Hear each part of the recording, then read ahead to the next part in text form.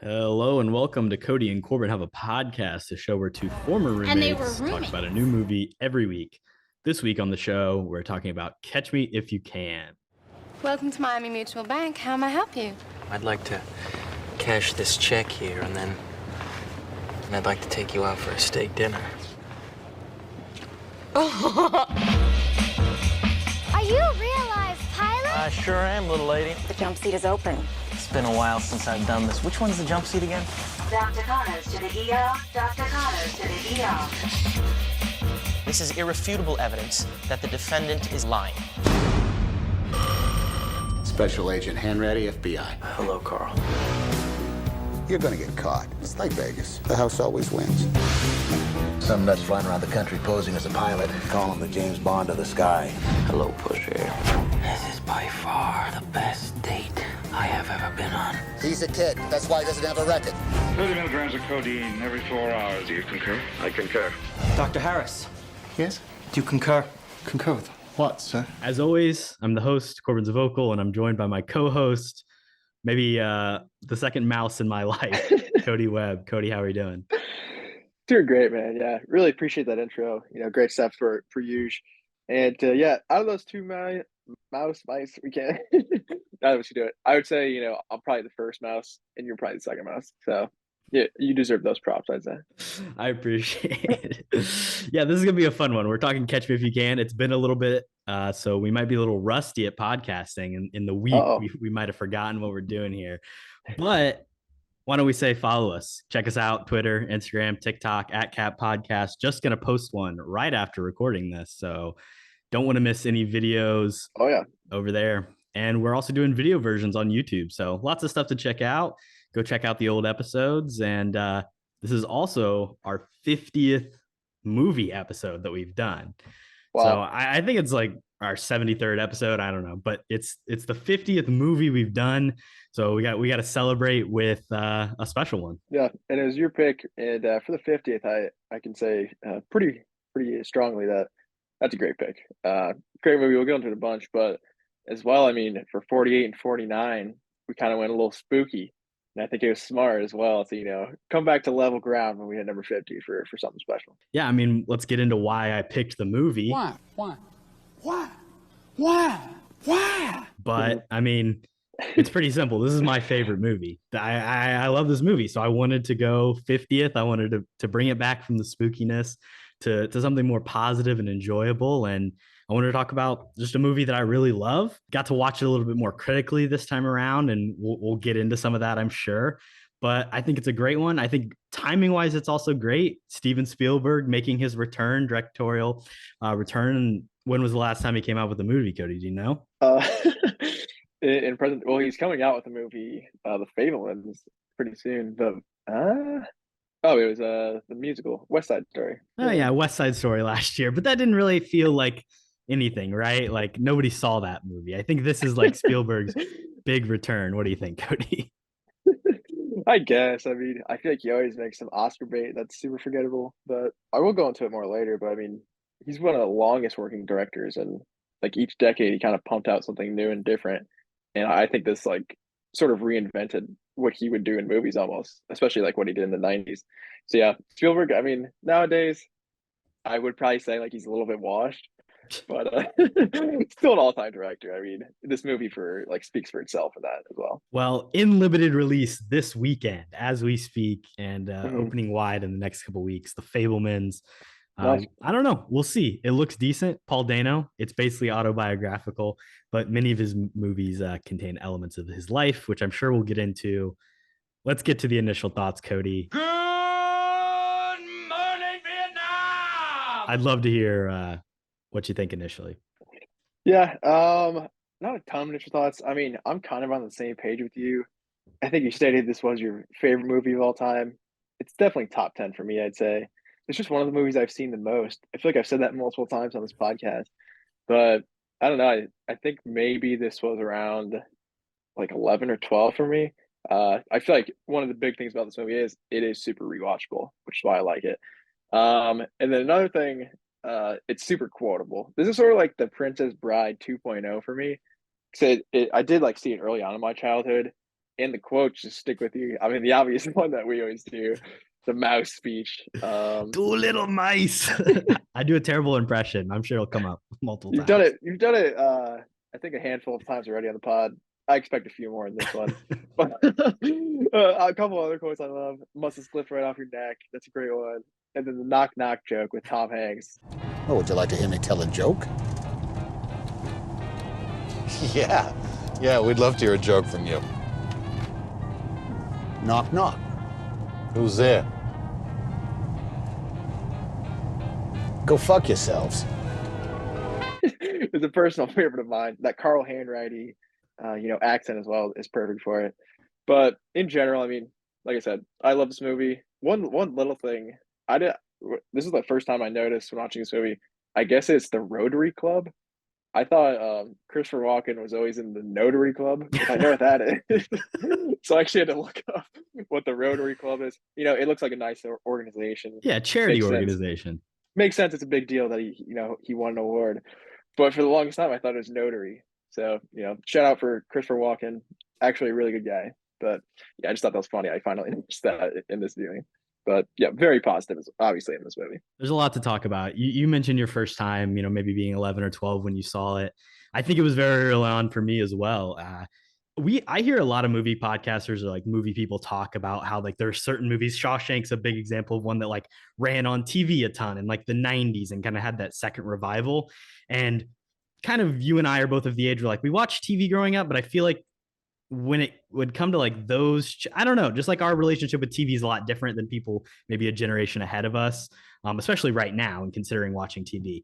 But this is a movie I feel like that was on TV a lot, that I definitely saw on TV for the first time. Because, obviously it came out like right after we were born, a couple years after, and then kind of just stuck around. And I remember, Xfinity, well, before it was Xfinity, Comcast On Demand, like pulling this movie up and watching it, and like my brother and sister watching this movie and I just like being there in the room. And it definitely came up a few times in my childhood, and it's kind of always stuck with me. And it's very much a movie you could watch the first half of and just stop watching, or you could pick up halfway through, which I think is awesome. I do want to talk about the true nature of this story. Do you know anything about the issues that might be there might be about that? I believe recently, I don't know how recent it was, but I think it came out that Frank Abagnale kind of lied about all these lies as well. So I don't know, like obviously it says in the movie, based on a true story, but recent events, I'm not entirely sure. Is that what you're talking about? Yeah, so I got some Wikipedia research for you here, Nice. Kody, and I'll lay it all out for you. In The Greatest Con, the con man himself lied about all the cons. Isn't that incredible? So all the way back in 1978, this movie was published in 1980. So in 1978, San Francisco Chronicle reporter phoned a number of the institutions that he claimed that he worked for, and they found no evidence. None of those places said that this guy was ever there. Of course, Abagnale said, well, why would they want to admit, if they'd be embarrassed? Right. He also later said, well, I actually changed the names of all the institutions. So the places you called weren't the places I actually did this at, because I didn't want to. All very shady, right? Mm-hmm. In 2002, upon the movie's release, he further addressed, the issue of its truthfulness. And he said, on a statement posted to the company's website, he said, I was interviewed by the co-writer only about 4 times. I believe he did a great job of telling the story, but he also over-dramatized and exaggerated some of it. That was his style and what the editor wanted. He always reminded me that he was just telling a story and not writing my biography. Specifically, the amount of money of bad checks that he wrote and the specific years in which he did the crimes. I think there's another thing where it's like he was in jail for like a 5-year span when he said he was committing a lot of these crimes. Since all the way going back to the 70s, people haven't really believed it. And then in 2021, it was further proven that it was mostly all fake. Group of journalists, documentary filmmakers, FBI officials, people all came together.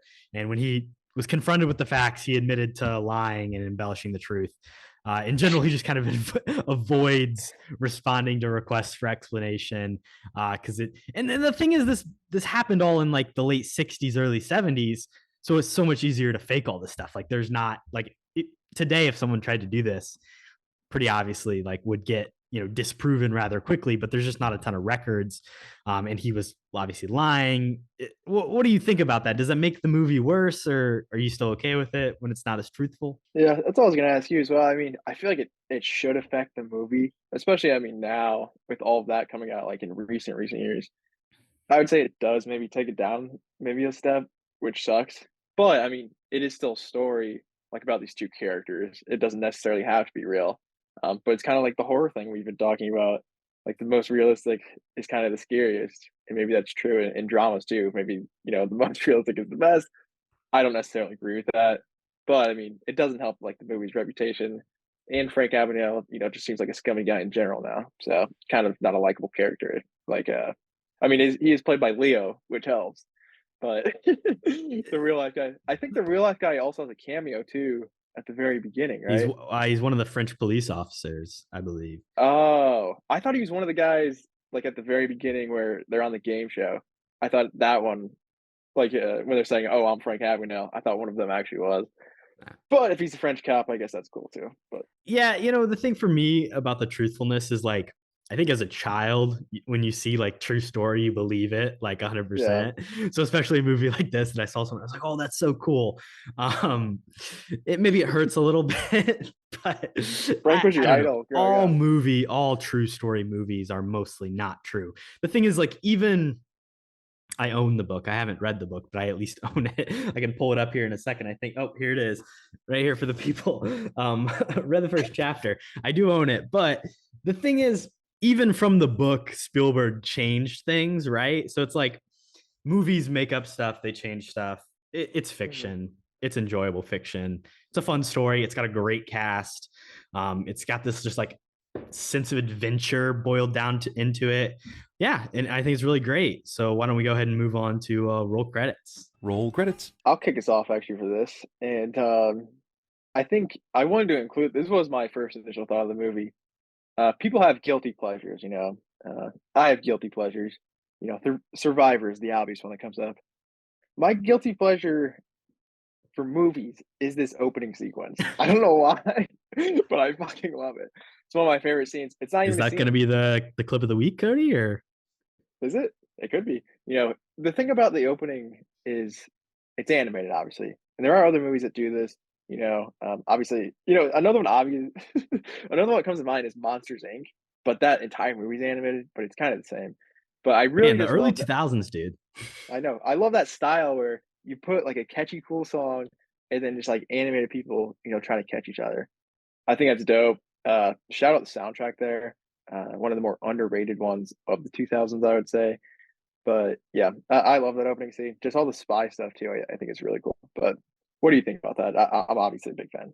Yeah, it's really cool. It just sets the tone for the whole movie. It's got the score, which is done by John Williams, has kind of that James Bondy spy versus spy like feel to it. And this kind of sets that up where it's like, this is a spy movie, even though it really isn't. Leo is kind of, emulating James Bond throughout, literally and, metaphorically. And yeah, I think it's just a really cool way to open the movie. I don't know if it's my guilty pleasure opening, but it's a sick opening. And then it goes into the scene that you talked about at the TV show, which is To Tell the Truth. It's set in 1977, where three contestants appear, all claiming to be Frank William Abagnale Jr., which is just something that actually did happen. He did appear on this show, the real Frank Abagnale. What do you think about opening the movie with that, Kody? I think that's cool as well. And I'll get into it a bunch more in like the good, the bad, and the ugly. I really love like how the scenes are cut up in this movie. I think it's done perfectly. And that's just kind of just like, trying to grab your attention of like, who is this guy? Like did he actually do all this stuff? Like how in the world did he do that? I think it's just really cool. My name is Frank William Abagnale. My name is Frank William Abagnale. That's another quotable part. Number 1, what is your name, please? My name is Frank William Abagnale. Number 2. My name is Frank William Abagnale. Number 3. My name is Frank William Abagnale. True. Oh, we could list off the quotes all day, I think, but that's a cool opening. And as well, I wanted to talk about the closing too, because I really like the style in that sort of directorial style of just like, the camera's zooming out for like an extended period of time. I mean, that scene has to go on for like, I don't know, 5-10 minutes at least. and it's just background, like it's just stock footage basically. People just like working in office. But I really just like it's focused in on the relationship of Leo and Carl Hanratty, and then it just keeps coming out, and it's a happy ending too, which I mean I'm a sucker for. But I really just like the directorial style, and kind of like the difference between the opening and the closing is a lot different, just like thematically. Kind of like, oh, you're having fun with the spy thing, and then yeah, it's like, oh, like this is a cool relationship, even though they were adversaries. Yeah, I mean, I think that's what this movie's about. It's about their relationship at its core. Like everything else, it comes down to their head-to-head battle, and then, like you said, eventual friendship. Because that's the thing. While they're adversaries for much of it, like there's this affection and friendship that kind of grows there. There's a reason that Carl Hanratty saves him from the French prison. Like he wants him to make it back to the US. Okay. Yes, he wants to capture him, but like he has this, respect for him throughout. And he thinks he's just a kid. Like he sees that, his lost, child, Leo's kind of a replacement for that. And the same thing, he's kind of a father figure to Leo in a way, Kody. I mean, it's a cool relationship for sure. And that's a great way to end the movie. It's got a lot of layers, but yeah, I think that ending was about as perfect as you can get. This movie's co-written by Jeff Nathanson. Kody, are you familiar with any of his other work? I don't believe so. I should be more, up to date on Jeff's work, but has he done anything else good? Well, Speed 2, Cruise Control. Okay. Rush Hour 2. So those were prior to Catch Me If You Can. Then he goes on, he helps Spielberg out again, does The Terminal. He does Rush Hour 3. He does the story for Indiana Jones and the Kingdom of the Crystal Skull, Kody. Not good. Ooh. Things go a little south from there. Lego Indiana Jones 2, The Adventure Continues video game characters. I guess that's probably just characters taken from his movie, but he does the Tower Heist screenplay, the Pirates of the Caribbean Dead Men Tell No Tales screenplay, and then, of course, The Lion King in 2019, and will be in pre-production on Mufasa, the Lion King prequel, being directed by Barry Jenkins. Well, that's cool. I mean, if he's attached with a good director, maybe that'll change things with Barry Jenkins. But yeah, not the best track record you ran out there. Ups and downs. Kind of surprising you made such a gem here. But yeah, I mean, from that list you just gave me, this is by far his best work, I would say. Yeah. Not even close. Just wait for the Mufasa prequel movie. I mean, Barry Jenkins is a dope. Hey, Barry Jenkins, I believe in it. One other thing interesting, DreamWorks, Kody, is that's always kind of a weird thing to see in front of a movie that's not animated. Obviously, DreamWorks, Amblin Entertainment, Spielberg's CEO of that. It's kind of all connected, and that's why. But a lot of great classic animated films in the DreamWorks catalog, as well as, of course, Catch Me If You Can. True. What's your favorite DreamWorks movie? Shrek. Probably Shrek 2. That's basic. What's yours? I think Megamind is a DreamWorks one, right? That's a classic. I mean, there's a ton of great ones. I think that's the most underrated animated movie of all time. Will Ferrell. What a performance. You sound like Connor right now, honestly. That's you and Connor. Boss Baby, that's a classic. I'm more of a Boss Baby 2 kind of guy, but I guess. Well, we all have our things. Croods, How to Train Your Dragon. I mean, Kung Fu Panda, that's actually a good one. Yeah, Kung Fu Panda and How to Train Your Dragon actually have both like very good franchises. The Madagascar 3 movie, which was the product of Noah Baumbach's divorce, had to make some money, so he wrote Madagascar 3. All right, that's enough talk about DreamWorks. Back to regularly scheduled program here. The good, the bad, and the ugly.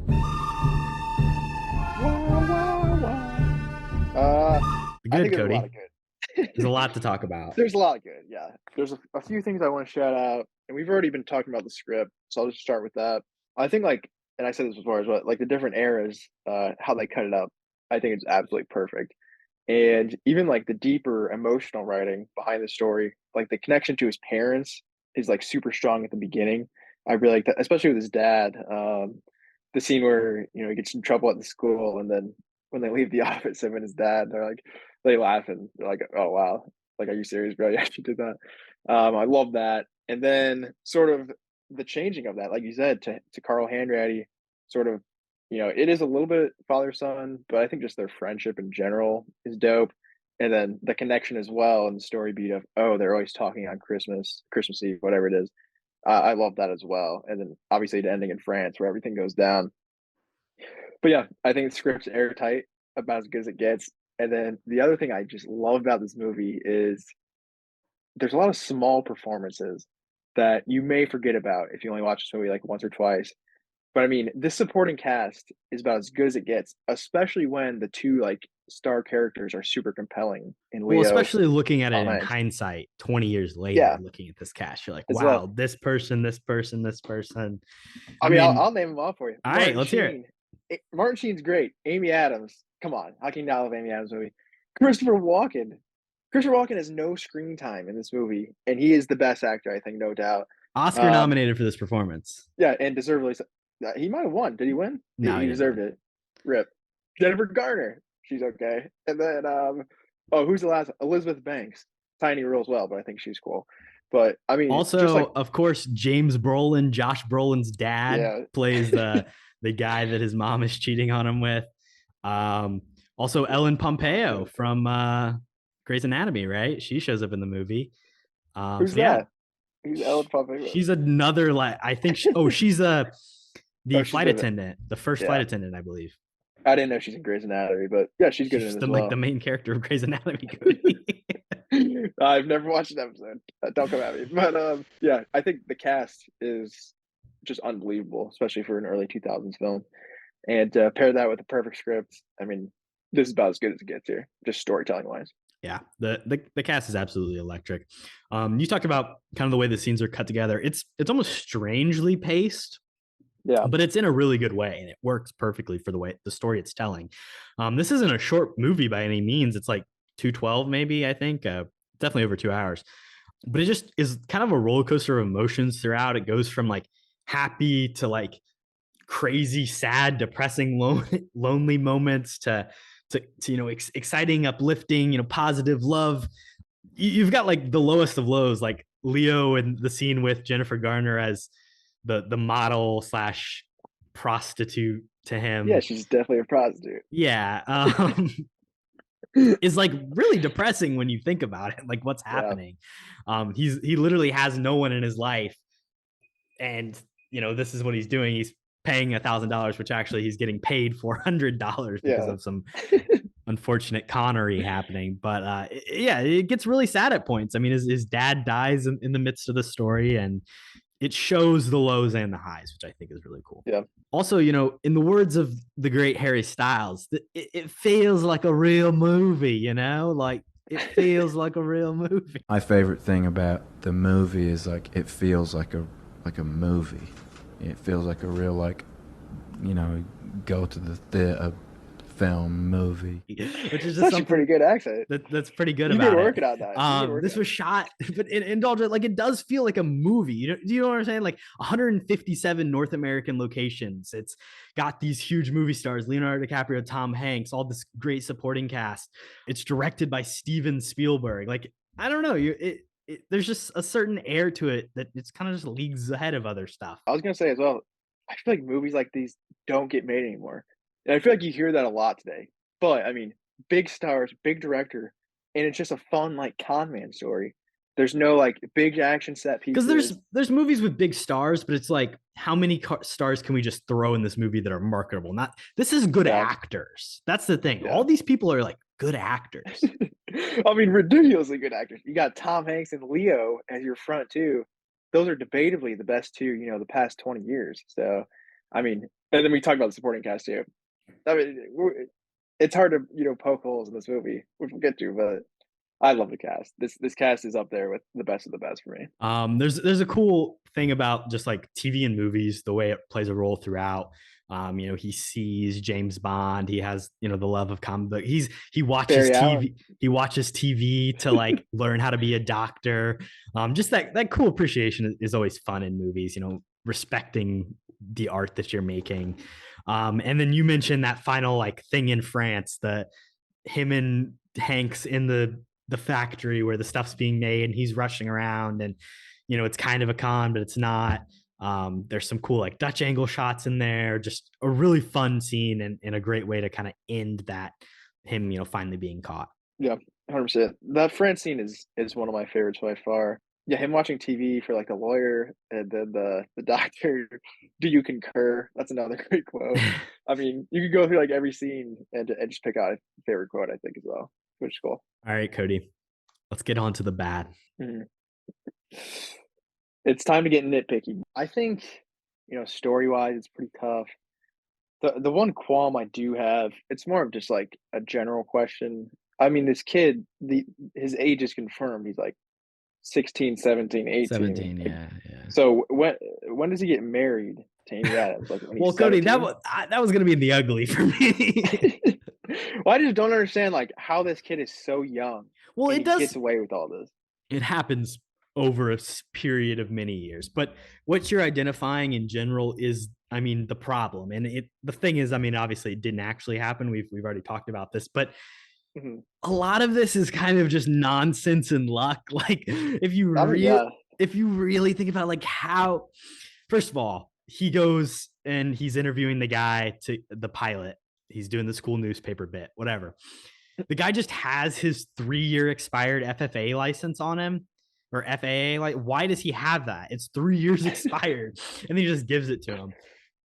When he gets the suit, the pilot's uniform, they're like, "We're just gonna need your ID number." How does he even know how long the ID number is supposed to be? Like, what if it's a 10 digit? What if it's 5? Like, there's just some bullshit here. Some poor police work at different points in this. Why is the machine? I have a question for you. Was the machine that he used to print the checks in Europe, did he bring it to that city, or did it just so happen to also be in the city that his mom was from? Yeah, that is a big coincidence there. I think it was just in the city because they're saying, oh, the ones that he made could only be from like these 3 places. And they're like, oh, one of them's France. And Tom Hanks is like, oh, he said a city there once. So he must be there. That's just, I mean, if there's only 3 places in Europe and it happens to be the small village that his mom is from. It's lucky as hell. And in the FBI guy was even like, you're not chasing him through Europe. Like, you're not going out there. You're not going to get him. And off this, tiny hunch that he's in this, one city he mentioned once. I mean, honestly, not great police work. Probably defund them a little bit. But yeah, it's kind of lucky as well, I think, going back to their first meeting. Like, how does he get out of that situation? Tom Hanks, yeah, maybe you're like sort of a rookie, sort of FBI guy, whatever organization they're in, I don't even know. And obviously, you like just formed this new team or whatever. But come on, you got like deuced by a 17-year-old kid, yeah. When you had him dead to rights, like the guy said, "Oh, don't harass my customers," or whatever, and he's like, "Oh, he's still here." He said, "Yes." So that's the guy in the room, Tom Hanks. I don't understand, but yeah, kind of just like a lot of tomfoolery just always goes his way, it seems. You definitely have to suspend your disbelief a little bit to get through it. But it's so fun that I'm kind of okay with it. I'm okay with like letting all that slide, because if you do just sit down and just give in, like, it is a fun ride to get there. I do have 2 explanations for potentially why all of this works. The first one, on a kind of ethereal level, he's just a handsome, unassuming white guy in the 60s. That gets him like 90% of the way there, to be entirely honest. Like, that's 100% it. Like, he's a good looking, attractive, like young white guy. And like, that's part of it. And the second thing, on a more practical level, his dad does own a stationery store.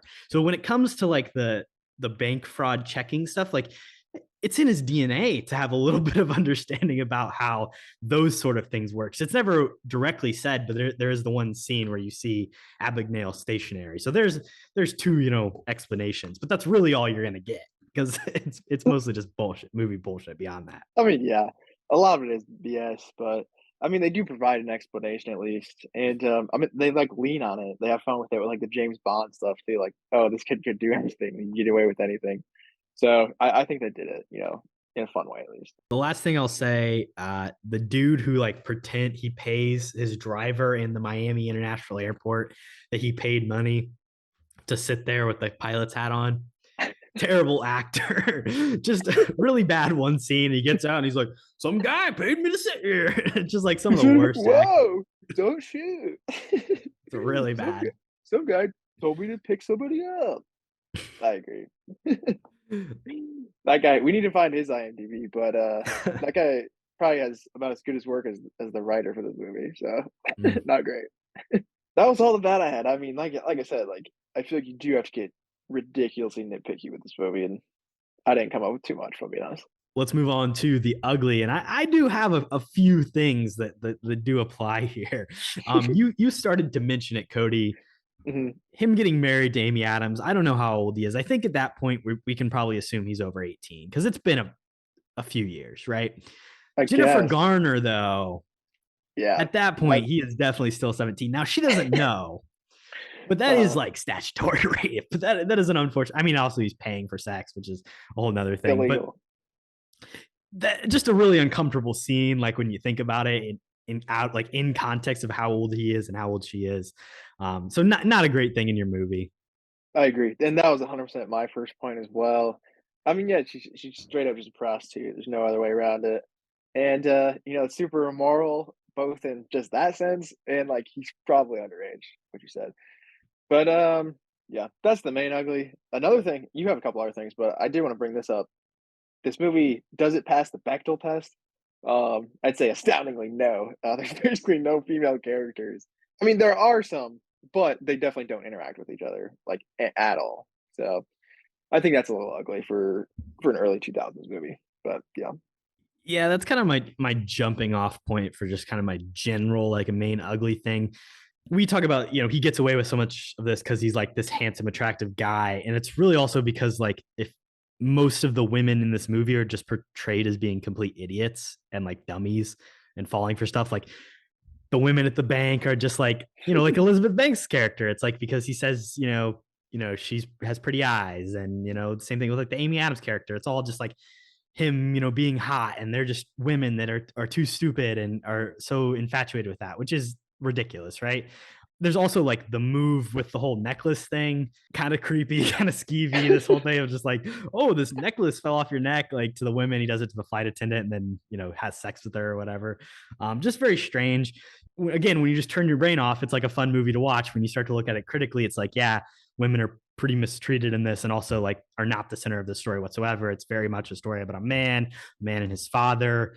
It kind of vilifies his mother in this story, which is interesting. A lot of Spielberg movies are about, he is a child of divorce. A lot of his movies are about single mothers. I think Fablemans is very, autobiographical in a way. So we'll see more of that. But in this one, it's like the mom is like, as soon as she, cheats on her dad, is gone and out of his life, and we never see from her again. And it's awful. And it's like Christopher Walken, he's kind of just a goof and a goon, and like, who knows what's going on. But he continues to appear in his life, and he has like no need for his mom, which is strange because the whole reason he ran away from home was that he couldn't decide between the two. And yet he clearly picks his dad as the movie continues.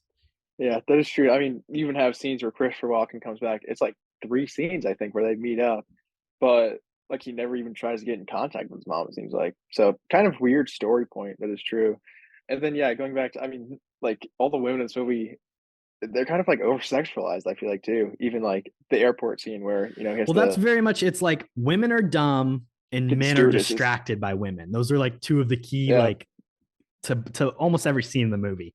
Those 2 ideas are constantly at play, which is not great. I think it's just showing of Spielberg, maybe early 2000s. You're not wrong. The more you think about it, I feel like the worse it kind of is about this movie, which is tough. And one last thing for the ugly, going further into like representation, let's talk about the non-white people that are in this movie, Kody, because I think you could count them on your hand probably. I saw 3 in particular. There might have been a couple more, extras background. These are pretty close to extras. First of all, there's a guy I saw on the street early in the movie, like right when he becomes a pilot. Okay, just a guy. There was the kid who got in the bicycle accident. Yeah, that was. And gross. There was the guy singing at the wedding. I think those were the only 3 people of color I really spotted in this movie, which is not great whatsoever. It's true, and well, it takes place in a lot of locations, but I mean, primarily like New York, which is a very diverse place. Yeah, like I'm sure there is other people in the background, but those are like the 3 most prominently featured. That is true. Which is none of them speak. Pretty well, ugly. The kid with the bicycle accident kid, maybe he does. True. He says like, "How?" my leg. It's one line. It's something like that. But yeah, no. Now that you bring that up as well, not great. I No. mean, not even really a character. Those are just background characters. Yeah. And, being a doctor and knowing how to provide medical care is also generally pretty important. He's never actually piloting any planes. When he's a lawyer, he's not really like doing anything that harms. But like when he's a doctor in the ER, that's kind of a bad position to impersonate in a time of need. Yeah, I feel like it's genius though, because as the head doctor, you never actually have to do anything. You're just like, oh, what do you think you should do? Rather than just do it. So, but yeah, I mean, obviously, everything he does is super immoral. I mean, it's all against the law. But I think the kids was fine. Like they had, people there who knew what they were doing. The way it treats women is definitely not great, but like this movie is not mean spirited in any way, which I think is why I can accept and recognize some of those other shortcomings and still enjoy it, because it's not like out to be hateful towards anyone or to cause any ill will towards people is what I would generally say. Yeah, I would say the story's not like trying to say anything about, gender rights or Yeah. even just like men in general. Obviously, there's like these undertones, which are, the more you think about it, like not great, but that's not like what the movie's trying to say, at least. Yeah. But I mean, still not great. Yeah, no, definitely not great. Let's talk weird movie details trivia. Okay. Rob, naked grandma, naked, huh? Let's do it. I got a couple just absolute great questions today. I got some fun ones as well, so this should be good. You should start us off. Mine are ridiculous. In the movie, he goes to see a James Bond movie and then obviously buys the car, gets the haircut, the suit, everything. Which James Bond movie does he see? Is it Dr. No, From Russia with Love, Goldfinger, or Thunderball? It's a good question. Like I said, I've seen this movie a lot. I believe it's the one. Well, maybe I'm just putting this in the movie, but I think it's the one with Pussy Galore in it.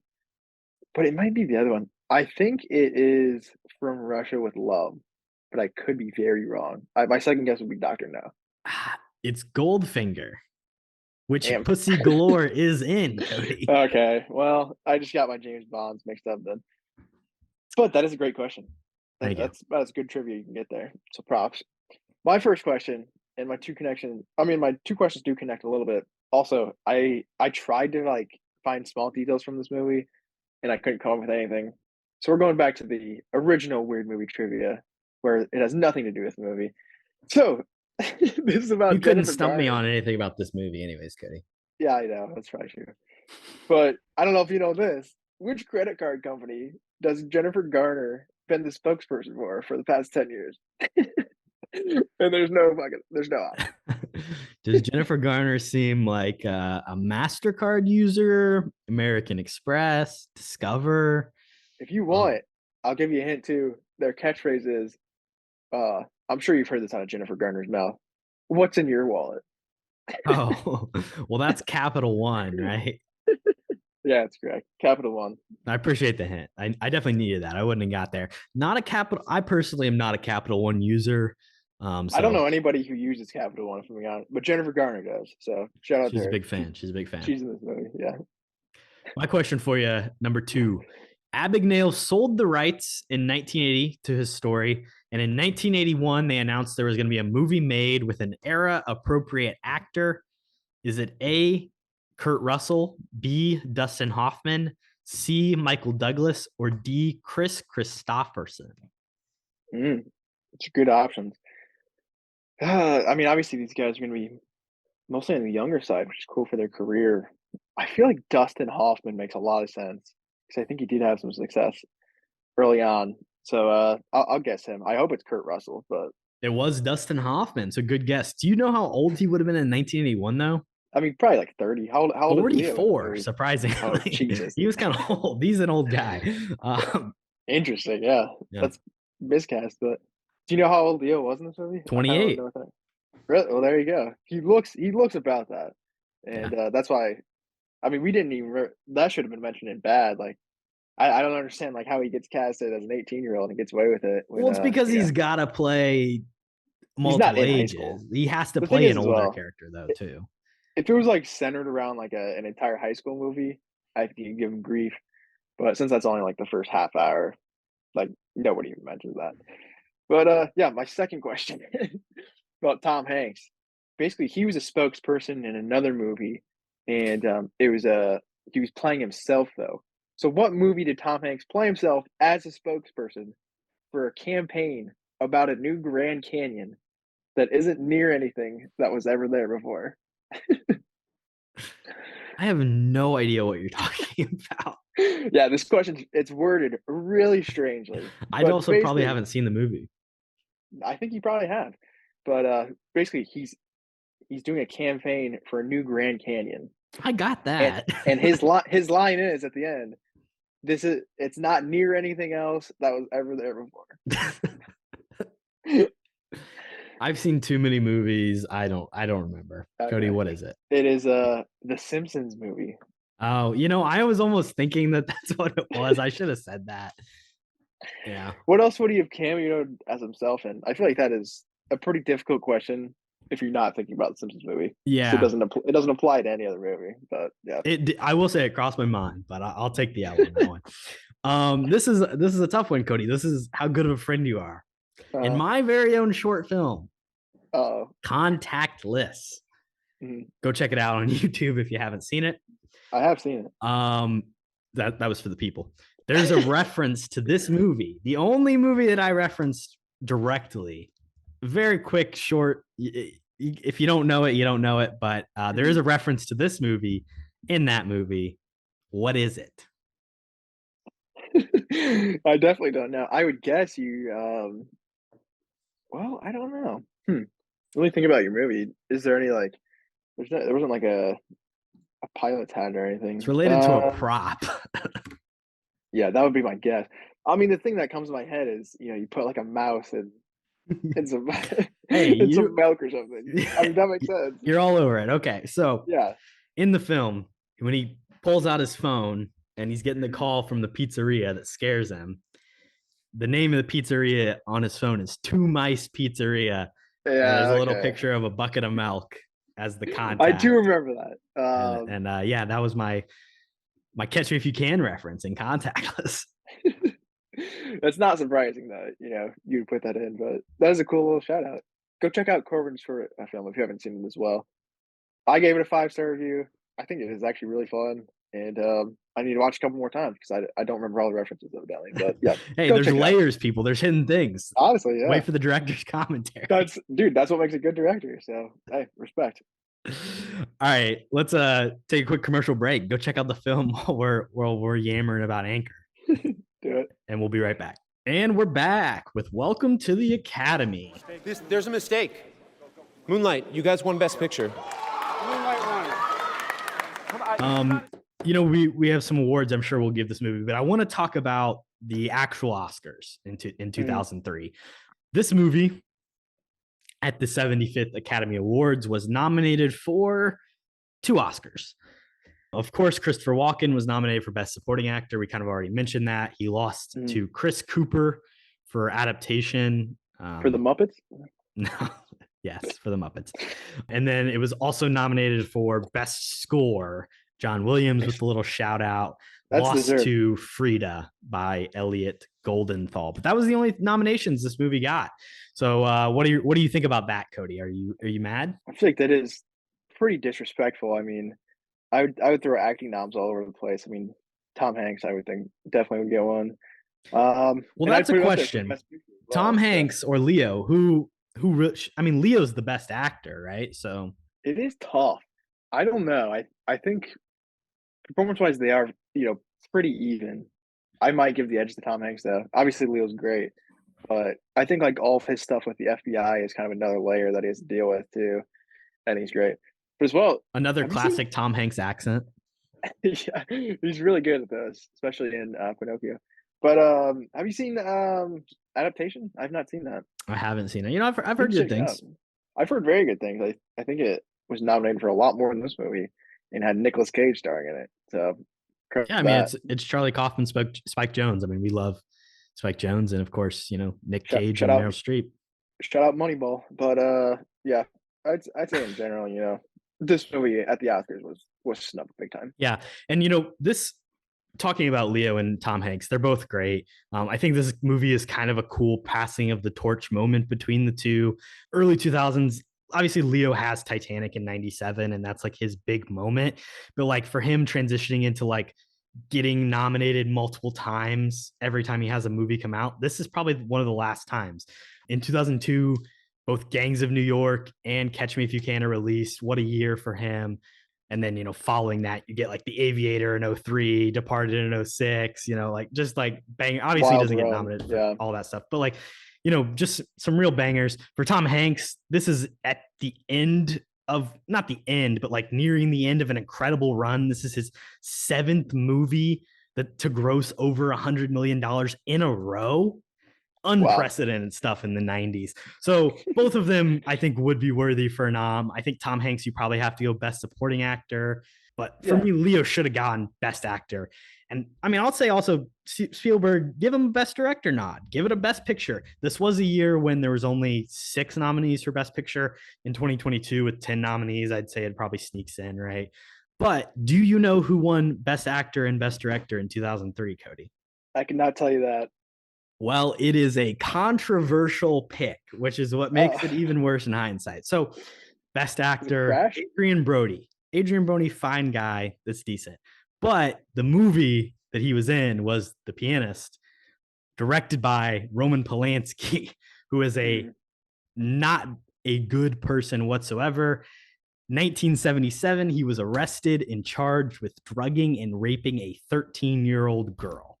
He was going to plead guilty. He did. But then the judge kind of changed his mind and said he was going to reject the plea deal, which, listen, I believe in fair and, fair process of the law in correct courts. Roman Polanski's not a good guy, so I think he should be in prison, and that's regardless of whatever happens with this judge.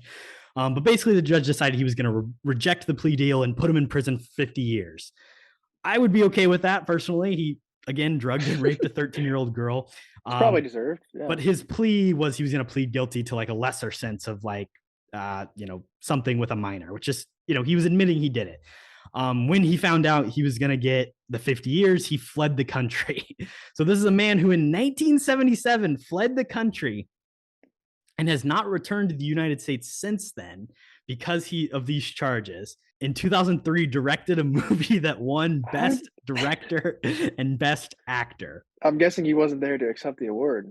No, he wasn't. But sadly, but Adrian Brody was. Insane. It wasn't until 2018 that he was officially removed from the Academy. Well, that was information I was not aware of, but that's absolutely insane. I don't even understand how, that happened.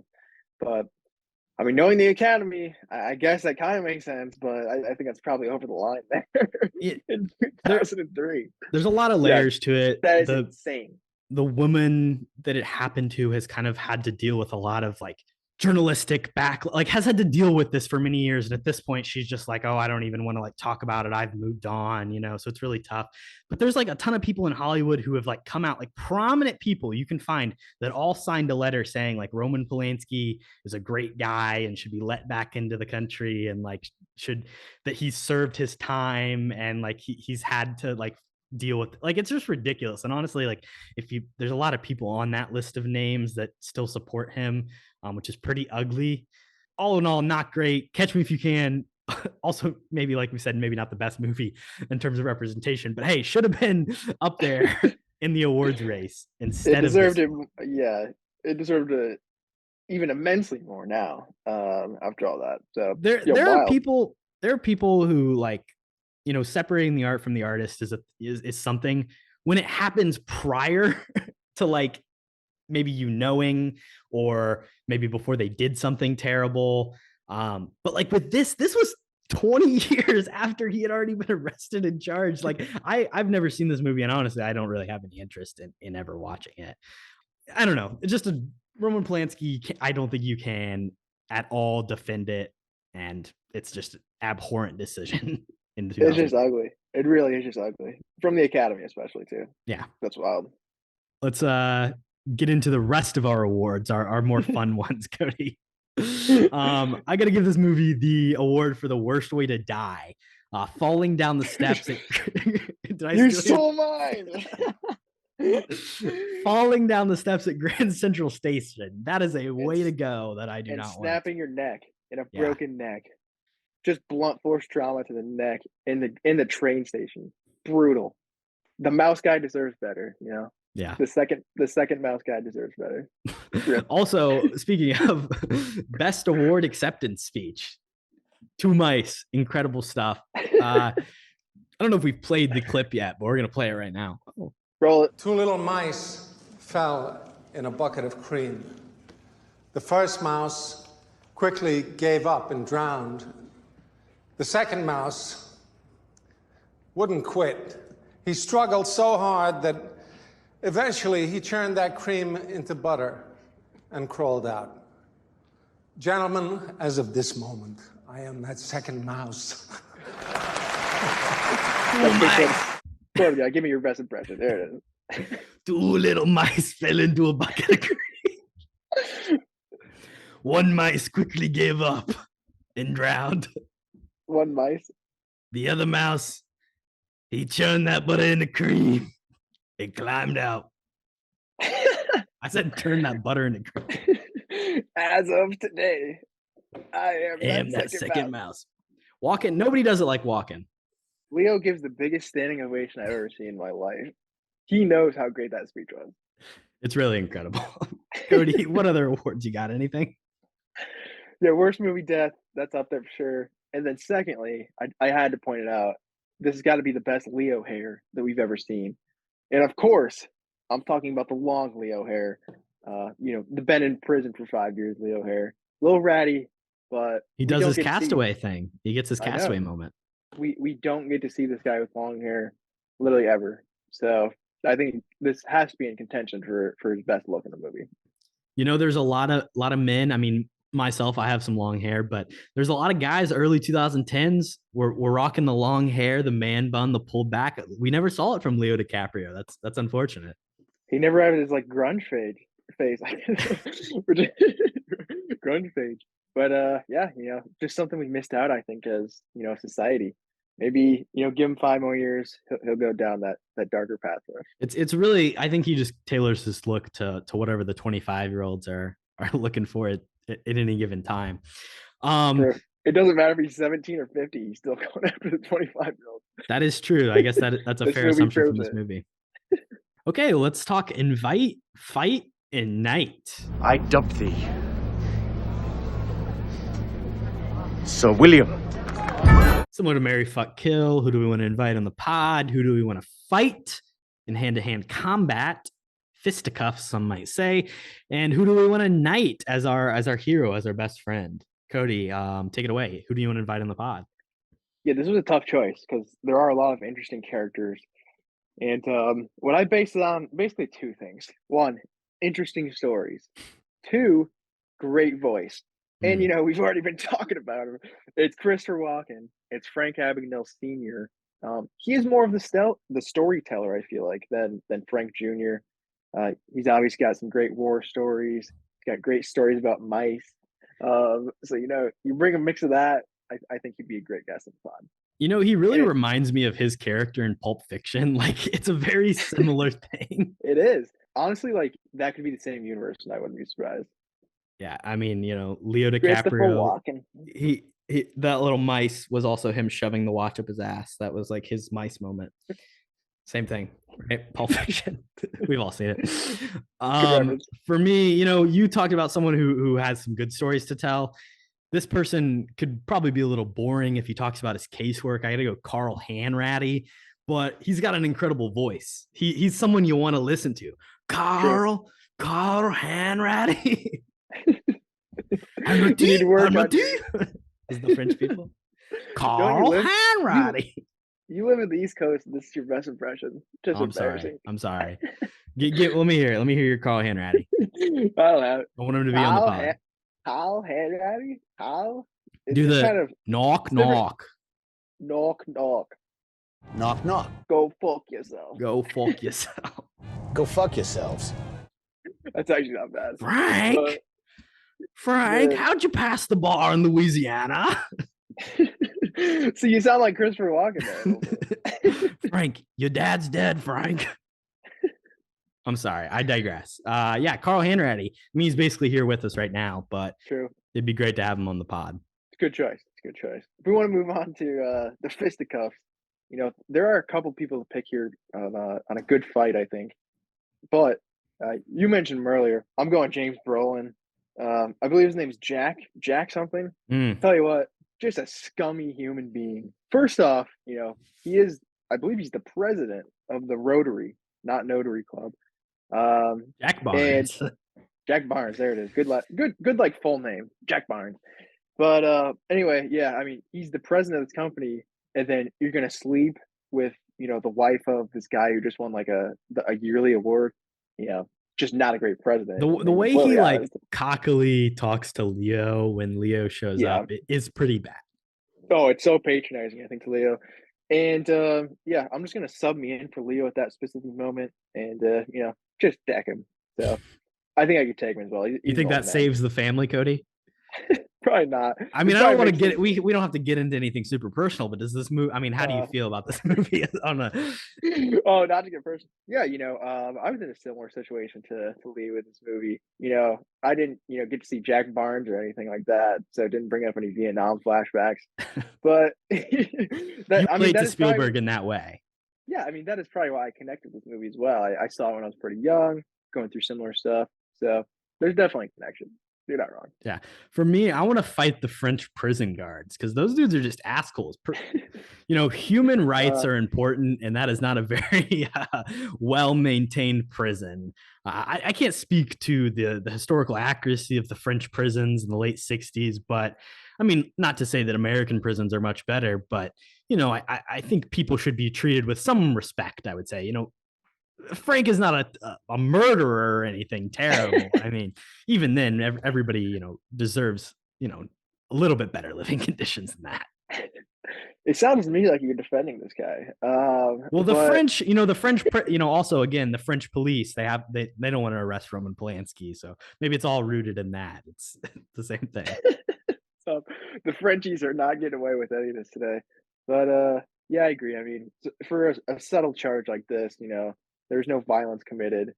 It seems a little bit harsh, the conditions they're keeping. It's like he's a war prisoner. I mean, he's like dying. Yeah. Yeah. So it's like a, prisoner of war scenario. But yeah, the French, hopefully it's changed since the 70s. Because, I mean, if you get arrested there, it seems like not a great place to be. No, absolutely not. Which specific guard did you want to deck? Anybody specific or just the guy who's like, he needs a doctor, and he's like, he's not gonna wait. All right, you can take that guy. Yeah, easy. Keep going. Tell me who you want tonight. So I gotta give respect to somebody who doesn't get a ton of respect in this movie, and that's Brenda Strong, Amy Adams. I think nice. she's a respectable character. She deserves more than what Leo gives to her. Honestly, the whole reason he becomes a doctor is just so he can fuck her. Like, that's really what it comes down to, which is pretty bad. Again, we're going back to the ugly stuff, but she deserves better. She's great. She comes from a good family. Obviously there's a little bit of a strange abortion storyline, which kind of plays in there. Roe v. Wade's in 1973. So it makes sense that, a movie that takes place in the late 60s, early 70s to have kind of like this back alley abortion kind of subplot in it, which is unfortunate. But, Amy Adams is a good person who deserves more respect from her parents and from Leo in this movie. True. Yeah, no, that was 100% my number 2 pick. And we really haven't talked about Amy Adams enough, I think. She's phenomenal in this, but an interesting character as well. Yeah, a lot of layers behind her too. But that's a great pick. My pick, I'm going off script. I want to knight Stephen Spielberg. Not a character in this movie. I don't give a shit. This guy, the work that this guy put in, before I was even born, is quite incredible. He's basically made it a couple classics every single decade. Just to run through it super quick. I mean, the 70s, obviously Jaws, and then, even Close Encounters of the Third Kind, which is great. Going into the 80s, Raiders of the Lost Ark, E.T., come on. Going into the 90s, Schindler's List, Jurassic Park. I mean, he's pumping out 2 classic films every 10 years. Quite unbelievable. And like I said earlier, I mean, he's probably a little bit washed. He's not doing that, in the 2010s, I wouldn't say, or the 2020s either. But just, knight this man immediately. I don't care if he's American. he created, some of the best cinema of our time. So were we, right? Hey, yeah, I mean, he's one of the great American filmmakers for sure, no doubt. Yeah, like you said, I just think it's probably the kinds of movies that get made, in comparison for some of the magic he has. But even like West Side Story was pretty damn good. Like as someone who doesn't love musicals, like the ability he has to just like sit on a wide and let you take it all in. He is a masterful director. He always surrounds himself with great people. Obviously, the John Williams scores, recent collaborations with Tony Kushner, both on West Side Story and now the Fablemans.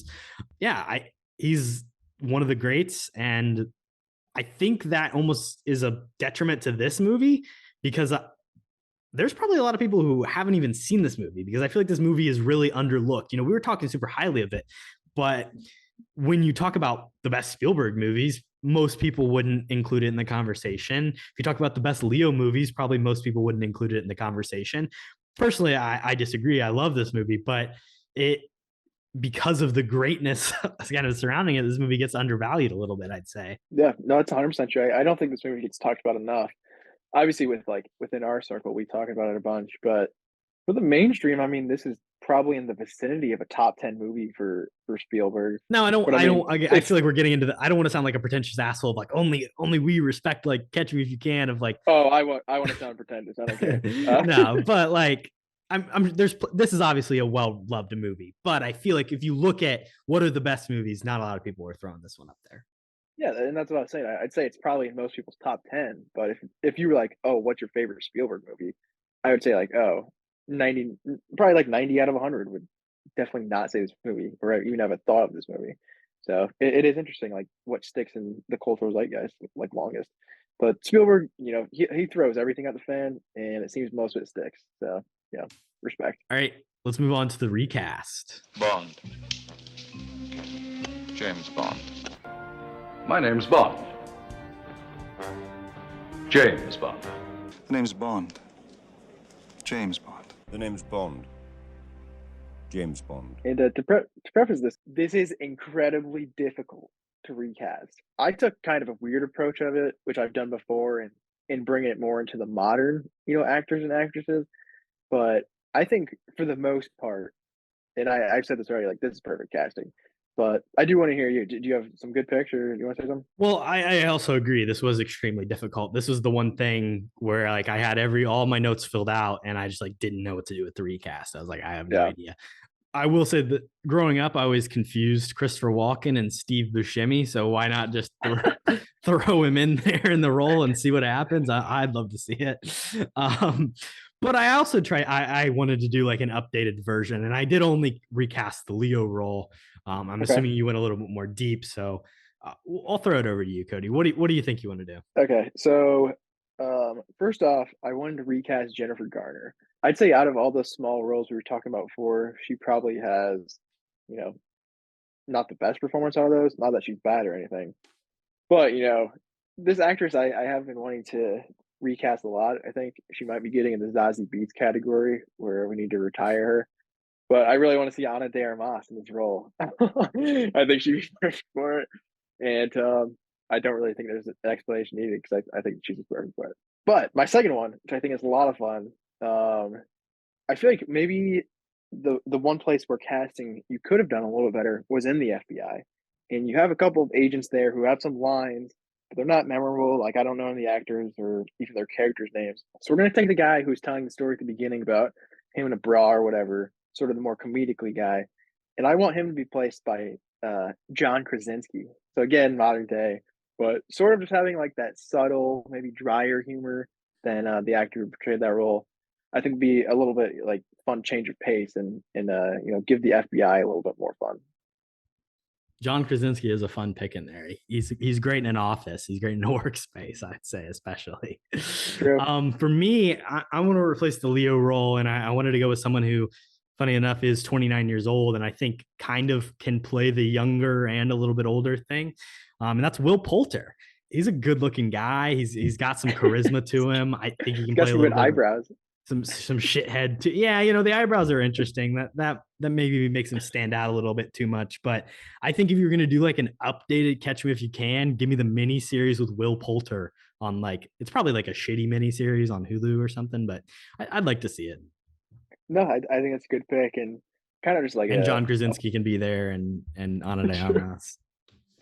Heck yeah. I think that's actually a good recast. But yeah, Eyebrow Kid, he's not good in Maze Runner, but everything else I've seen him in, he is good. So I back it. Yeah, for sure. Let's move on to the rating. You're gonna look at me and you're gonna tell me that I'm wrong? Am I wrong? So for me, I'll start. You said this was your favorite movie, so I'm expecting big things regarding. This is my favorite movie, so I will rate it very highly. I can't give it a 69 just because of when watching critically, when we talk about some of the ugly stuff, it's hard to be like, this is a perfect movie.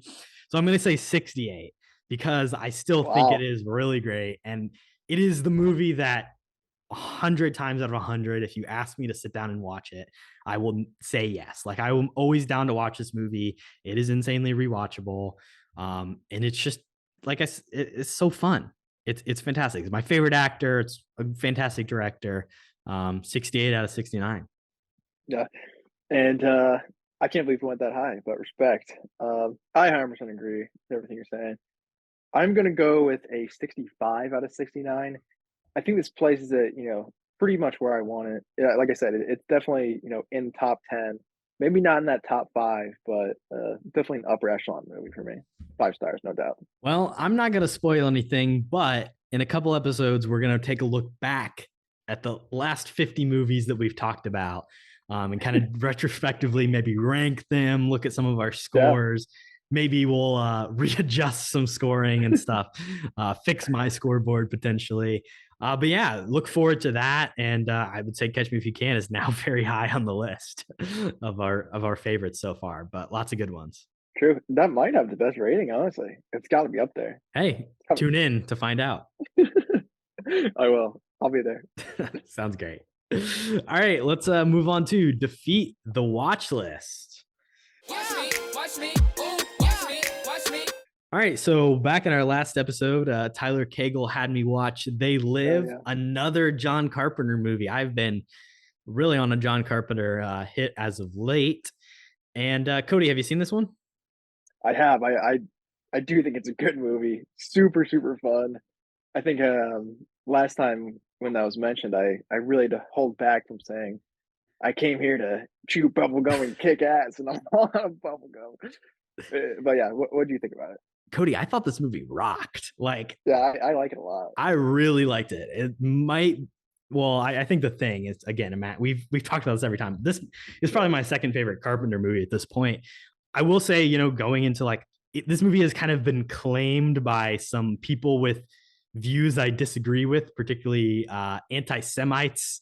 And, this idea of like, oh, Jewish people are the ones that this movie's about and they're running the world. Obviously, that's ridiculous. That's not what this movie is about. It's about it's about capitalism and the way that we treat people and the way that capitalism, specifically that. I do not like the reading from that perspective, and I disagree with that. And I don't want that to be thought of when I say I really enjoy this movie, especially when there's a lot of that in the media today and a lot of prominent figures that are saying some pretty anti-Semitic things and not apologizing for it whatsoever. So that's not great. But this movie does rock because that's not what it's about, which is fun. It is really just a dude's movie at its core.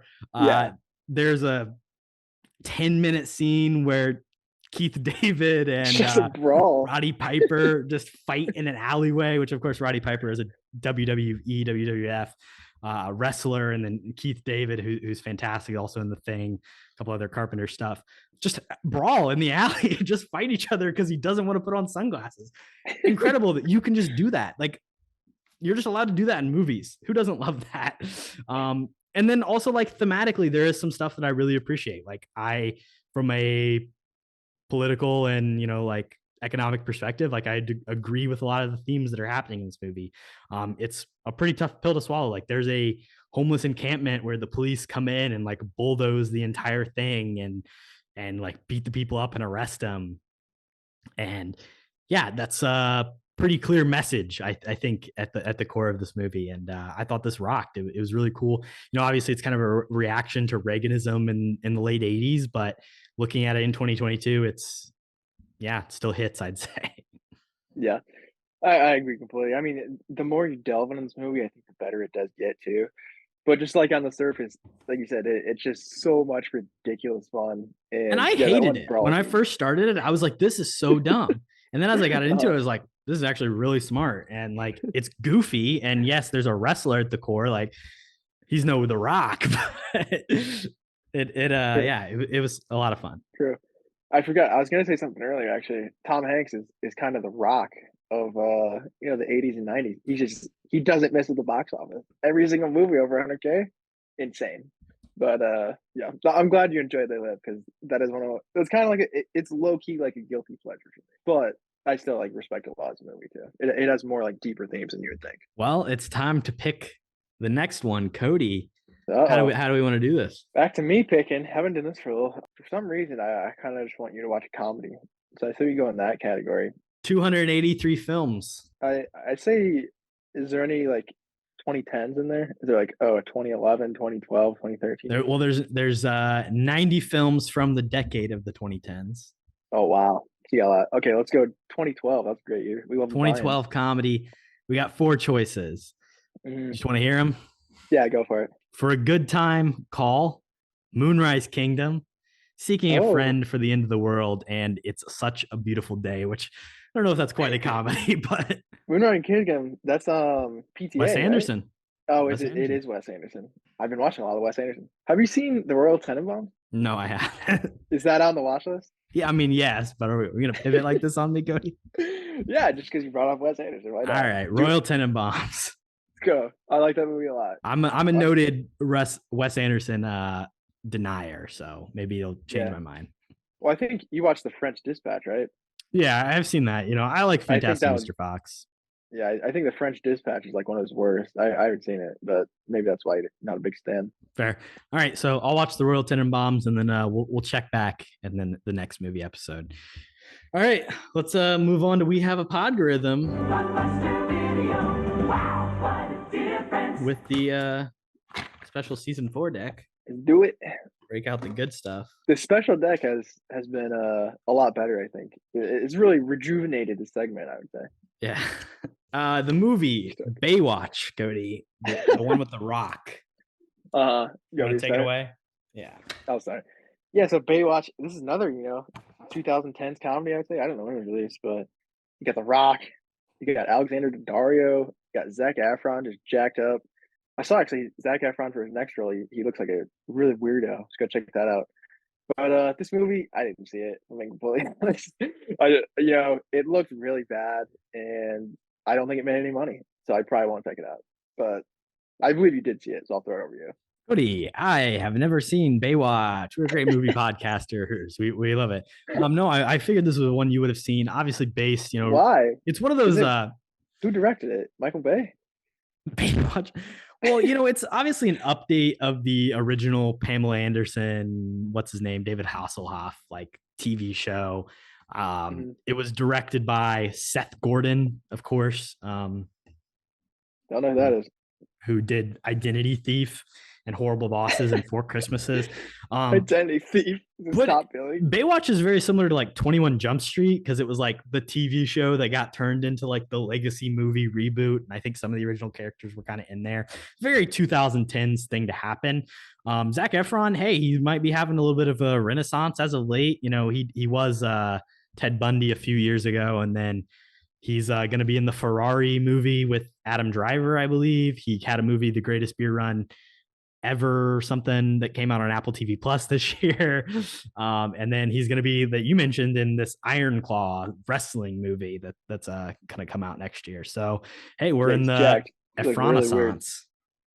Really yeah, I feel like he has like tried to do more serious stuff. The movie that stands out for me is that DJ movie. I don't remember what it's called, but I don't think he's really like a good serious actor. No.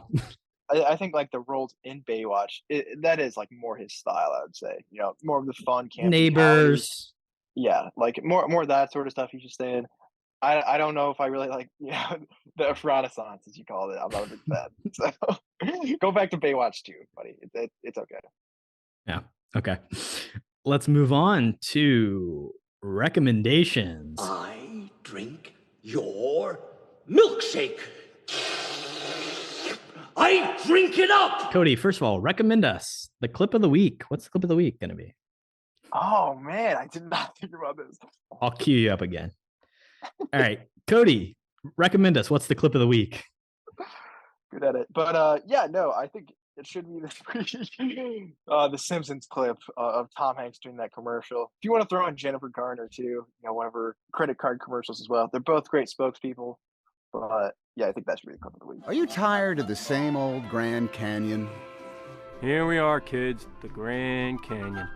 It's so old and boring. I want a new one. Now! Hello, I'm Tom Hanks. The U.S. government has lost its credibility, so it's borrowing some of mine. Tousle my hair, Mr. Hanks. Sure thing, son. Now, I'm pleased to tell you all about the new Grand Canyon. Coming this weekend. It's east of Shelbyville and south of Capital City. That's where Springfield is. It's nowhere near where anything is or ever was. This is Tom Hanks saying if you're going to pick a government to trust, why not this one? Can I give it to you straight? That airline credit card you have, it could be better. It's time to shake things up. With the Capital One Venture Card, you get double miles on everything you buy, not just airline purchases. Seriously, think of all the things you buy. What's in your wallet? Good 2-for-1, maybe. Yeah. Nothing's gonna beat, chimpanzee out of Segway, but we try. We try. We'll continue on with the rest of our real recommendations. Kody, what have you been into recently? I got a lot. I got a long list. It's been a little bit since we I do as well. recorded, and I have been movie watching a lot, which I have enjoyed a good amount. And as well, since last we recorded, I actually started binging another TV show, Curb Your Enthusiasm, which is something you had recommended before, I believe. And I think there's like 11 seasons. I think I'm on like season 5, so I've been doing some work at it. But it's okay. Larry David, I do think is funny. Some of it is pretty outdated. Obviously, like they started out in the mid 2000s. I don't even know. They might have started like in the 90s. I actually couldn't tell you. But yeah, there's some episodes where it's like, okay, we probably shouldn't talk about that one. 'Cause, I mean, it's on HBO Max. It's rated R. God. It's like watching Always Sunny.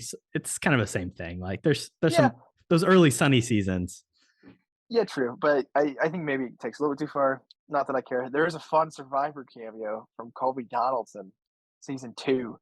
But it has to do with like him being obviously he's a survivor, but then they bring on a survivor of the Holocaust, and they get in an argument, and it's kind of uncomfortable, but it's like a survivor reference, so I think it's funny.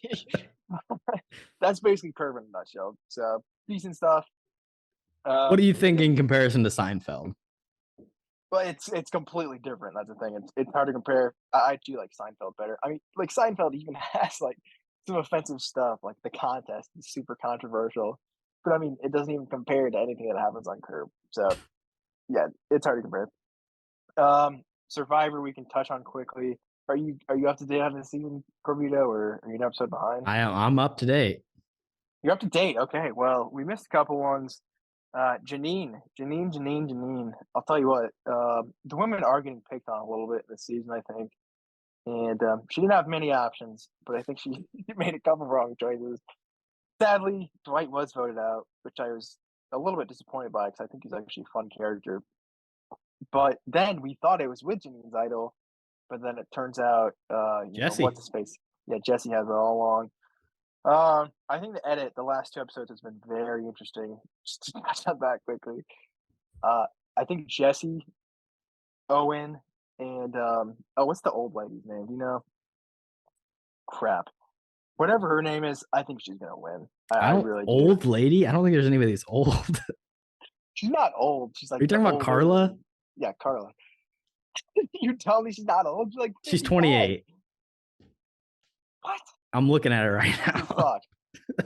Well, okay, she's not old, but I do think Carla's gonna win. Just based off the end alone. She's got like mom energy. Is that what you're saying? Yeah, she does. I don't know. I don't delve into the characters too much, but I like Owen a lot. I like Carla a lot, and I do like Jesse. Jesse's got a cool story, but I think he might be like, final 5, final 4. sort of winner at it, but he gets voted out. But yeah. Anyways, how have you liked the show so far? The merge has been kind of interesting, I think. But yeah, honestly, like the last 2 episodes have been just fine. I feel like nothing too crazy.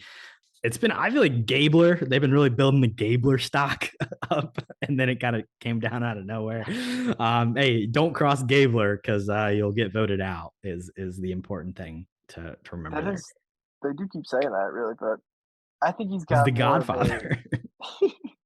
He got you don't even know who this is probably, but Philip Shepard. He's got sort of that energy where he's gonna get like dragged all the way to the end because anybody can beat him. Yeah, I think James is an interesting character. He was kind of playing well, and then he just got like super cocky, and everyone kind of wanted to turn on him. So curious to see what happens there.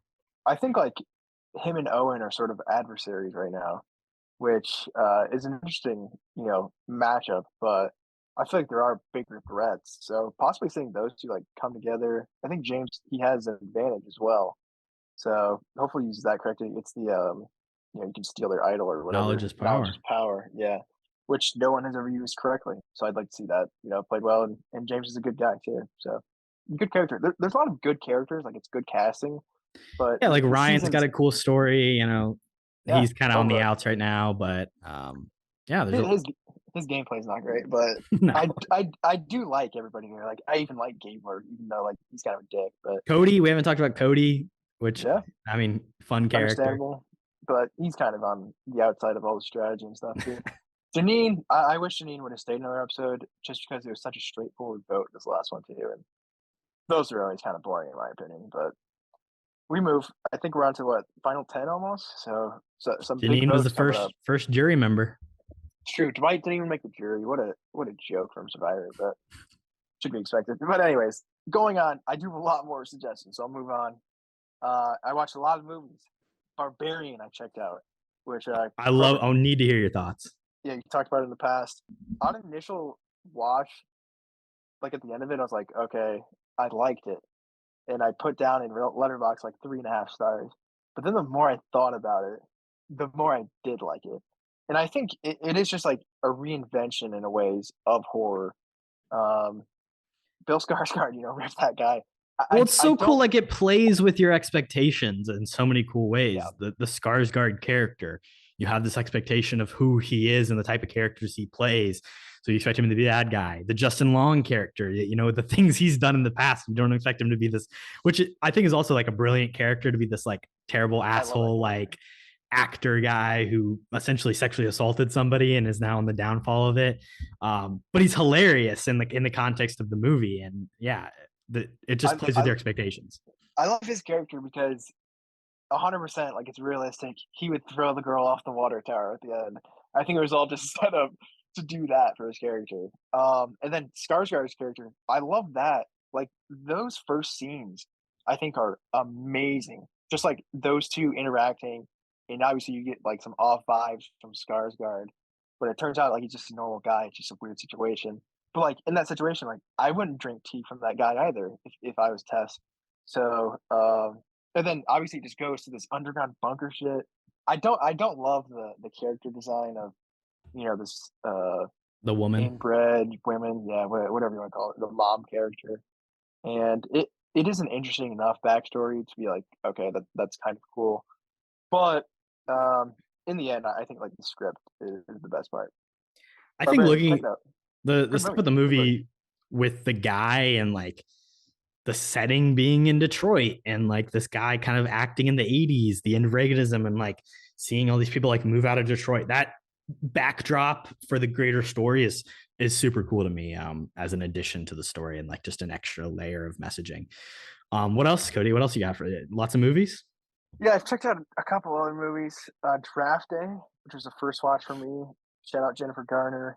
I like the NFL draft a lot, and I'm surprised I hadn't checked out the movie before, if I'm being honest. But the acting's not great, the script's not great. But Chadwick Boseman in it, so that's cool. But I wouldn't recommend it. And as well, Don't Worry, Darling, I watched as well. Finally came out on HBO Max. I didn't like it. Were you worried? I was worried going in because obviously I've heard not great things. but I do like Olivia, Wilde as a director. I don't know what the script is. We've talked about it in the past where, it was bought off as a winning script, got, chopped up a bunch, but it's really just a bad Black Mirror episode, if I'm being completely honest. And and the main theme of it is like women shouldn't be in the kitchen and like be housewives. Yeah.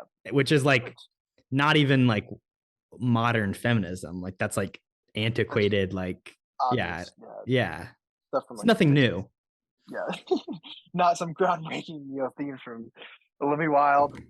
But I didn't like I like the performances. Like that Chris Pine and Florence Pugh like dinner scene had some tension. Like I think their acting was good enough to not be pushed aside as like, oh, this is a terrible movie.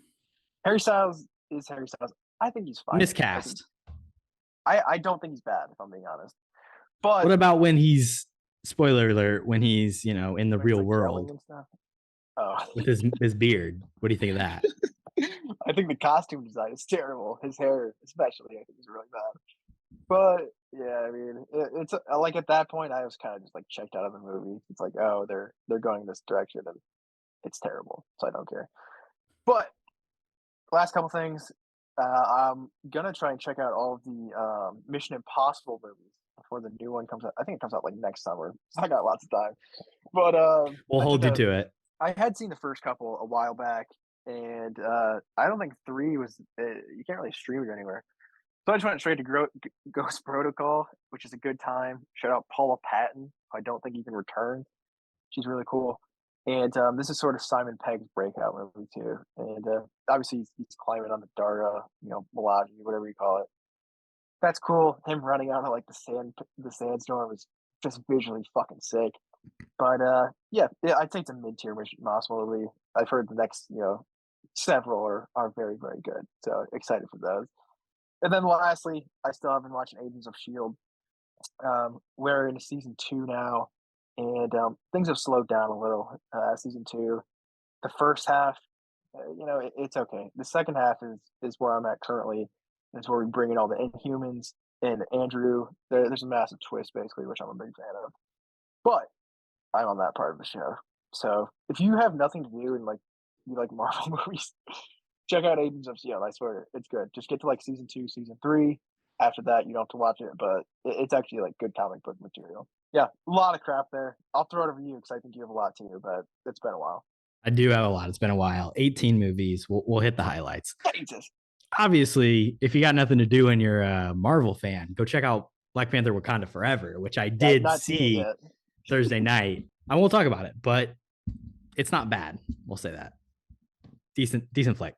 It made some money this weekend, I believe. It made more money than Black Adam has made in its entire release this weekend. I'm pretty sure. So not surprising. Rough for The Rock, rough for DC. Important character, important story. I'll say that. Other stuff that I want to hit. I saw What We Do in the Shadows for the first time.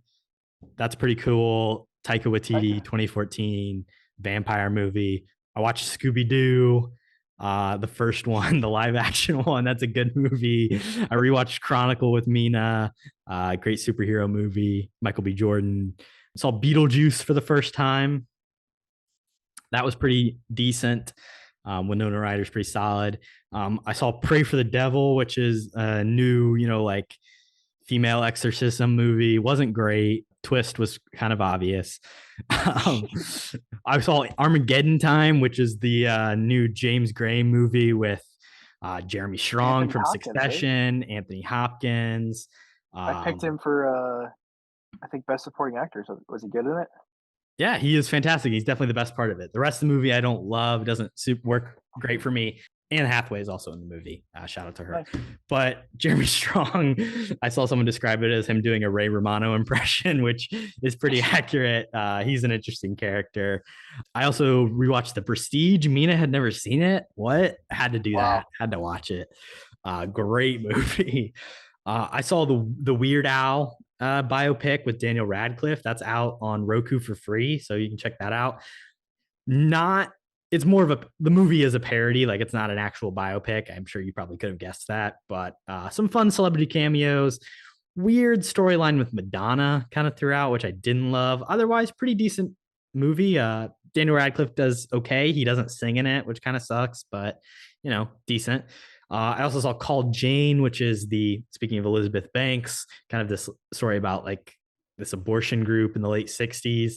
It was decent. It didn't really it's a movie that was definitely written before this previous July, in which some things changed with our laws regarding abortion. So that kind of sucks. And the way it ends is like maybe if this was a year later, they wouldn't have ended it this way, because it's a kind of very positive note in a rather dark and dystopian world that we live in. I saw The Banshees of Inisherin, which is just a jolly good laughing time with Brendan Gleeson and Barry Keoghan and Colin Farrell. I don't know if I've heard people laugh in a movie theater that much ever. It was just a feckin' good time. I liked it really well. I also saw They Live that we talked about. I finished watching this movie called Host, which is just like this 57-minute horror movie. It's very similar to like Unfriended. It's like a Zoom horror movie, but it actually was written and directed in 2020 and was like set in the pandemic. So it kind of plays into the story. And it's only like 57 minutes because, the free version of Zoom only gives you, however many minutes for a call. So, which is a fun thing. But yeah, cool little horror movie. Mina and I also rewatched About Time, which is just like, one we're going to do on the podcast at some point, but just a really emotional, heartfelt movie. I checked out the Zen, Grogu, and Dust Bunnies short film on Disney Plus, Kody. Oh, yeah. 3 minutes long. Wouldn't recommend wasting your time, which is saying a lot. Weird. Listen, it's Studio Ghibli and Disney and Lucasfilm doing something together, which is cool, but it's weird and it's not even really a story. Like, it just seems like something for people to tweet about and talk about. Like, it's not, there's no point to it. It's really kind of dumb. Maybe I'll check it out. Mina said it doesn't even look like Grogu. She thought it looked like a bunny, which I kind of agree. So, but the big thing that I want to hit on is I saw a movie called Tar, Kody. I've seen it twice since we last recorded. It is very good, and I would recommend that you should definitely go check it out. It is my second favorite movie of the year, just barely behind Everything Everywhere All at Once. I think Tar is really fantastic. It seems very set in the present. There was a reason I saw it 2 times, because it's dense and there's a lot of stuff in it. And it's one that you'll really want to like think about and return to. But Cate Blanchett, she's going to win Best Actress. That's my prediction right now. Todd Field hadn't directed a movie in like 16 years and comes out and does this incredible, just and amazing stuff. And I don't want to spoil too much about it. It's very much a movie about modern times and the idea of like being canceled, and it's really good. It's good stuff. Okay, I'll check it out.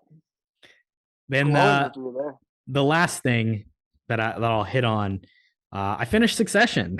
We haven't got a chance to talk about that. So Succession season 3, Kody. Let's talk about it. What do you think about the twist? The twist. Let's go right into it. I didn't love, honestly, as much as some of the other seasons had. I don't know. Jake texted me about it and was like, how do you not think that's amazing? Like, Tom, I don't know. Like, I just feel like it doesn't hit as hard for me. It wasn't as impactful. There was a lot of stuff I really liked in this season, though. Like, as a whole, I really enjoyed the season, particularly the early episodes where Kendall was kind of like having his like weird breakdown thing, and he was like he did like the Z-Way performance appearance thing, which I thought was so smart and so brilliant that they brought that in, like, as an idea, because like if you know who like Z-Way is in the show she does, like in real, like that entrance of her in the show is really smart.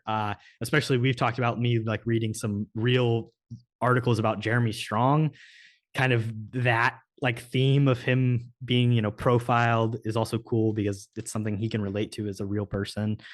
Yeah. What did you think about season 3, Kody? Adrian Brody. Yeah, dude, the guest stars are so mofo good in season 3. I think they really got, some more star power for those. It's Skarsgård as well, the guy at the end, I believe, which I'm sure he'll be back for season 4. But I mean, the twist is Alexander Skarsgård, but yes. Yeah. Well, I just said Skarsgård. I didn't say anything. Yeah. Whatever the name is. But, Tarzan. yeah, I love this season. And the Tom twist, I think it's up there for one of the best. Just any sort of Tom and Greg scene, I think is the highlight of the show for me. And then obviously you just have, Shiv kind of just being like this asshole for 3 straight seasons.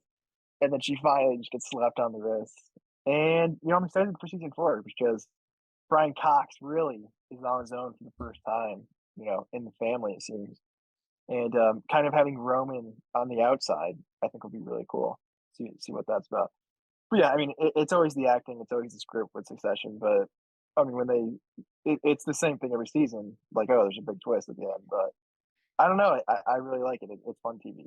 And I mean, there's a ton of, there's the episode about where they're picking the next president. Like that stuff is really smart and incredible. There's, like you mentioned, the Skarsgård stuff. He's kind of like an Elon Musk type figure. There's a lot of like reflections of society in the show, which are great. They're filming it right now in New York. I got to go hunting for, go see if I can find Jeremy and Kieran and see what's going on. But true. The boat episode as well, where they're trying to figure out who to kill, basically, is one of my favorites.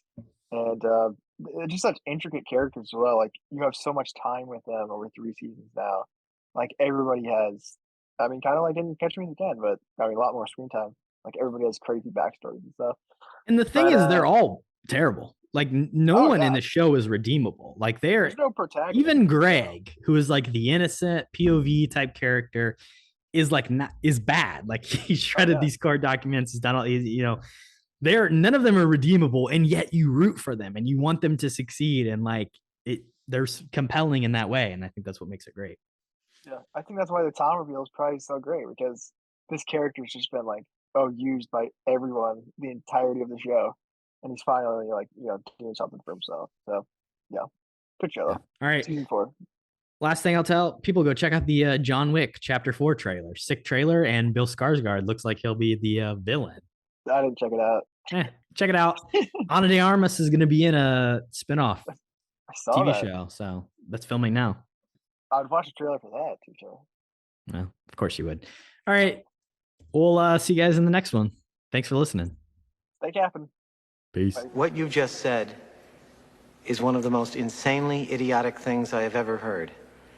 At no point in your rambling, incoherent response were you even close to anything that could be considered a rational thought. Everyone in this room is now dumber for having listened to it.